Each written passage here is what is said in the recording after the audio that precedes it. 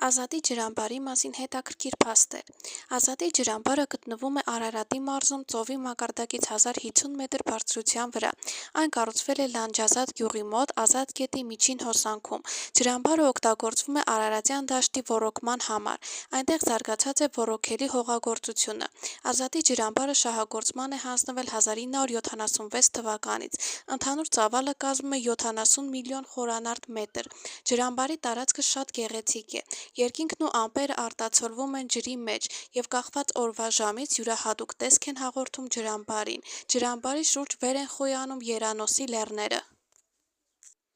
Ջրամբարից ոչ հեռու գտնվում են Հայաստանի ամենահայտնի տուրիստական ուղղությունները։ Ազատ գետ։ Ազատ գետը, որի վրա կառուցված է ջրամբարը, սկիզբ է առնում Գեղամա լեռների Սպիտակասար լեռան հարավ-արևմտյան լանջից։ Ազատը հանդիսանում է Արաքս գետի ձախ վտակը, որի երկարությունը 55 կիլոմետր է։ Գետի աջ ափին է գտնվում Գառնի գյուղը։ Գողթ գետի կիրճում է գտնվում Հայաստանի ամենահայտնի վանական համալիրներից մեկը՝ Գեղարդը։ Վանական համալիրը և Ազատ գետի վերին հոսանքը ներառված են ՅՈՒՆԵՍԿՕ-ի համաշխարհային ժառանգության օբյեկտների ցուցակում։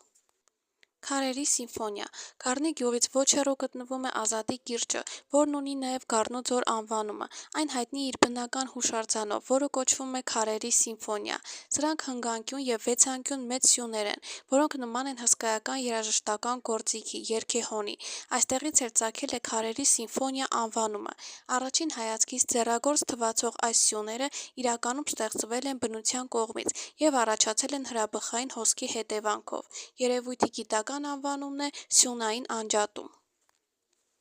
Այս բոլոր վայրերը գտնվում են միմյանց շատ մոտ և հանդիսանում են Հայաստանի պատմության և մշակույթի կարևոր մաս։ Այս ուղղությունների առավելություններից է այն, որ դրանք գտնվում են Հայաստանի մայրաքաղաք Երևանից ոչ հեռու։ Այս վայրերը այցելելու մի քանի տարբերակ կա։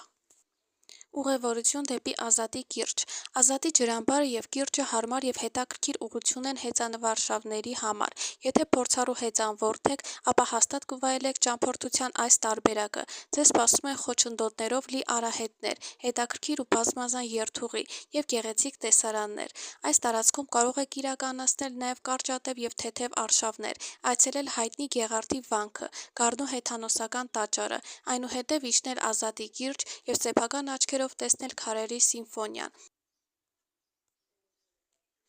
Մեկ այլ հիանալի տարբերակ կարող է լինել սափբորդինգը, որն այժմ մեծ տարածում է գտնում Հայաստանում։ Սափբորդինգով զբաղվելու համար ուղևորվեք Ազատի ջրամբար։ Այս ջրամբարը շատ հարմար և գեղեցիկ տարբերակ է այս սպորտաձևի համար։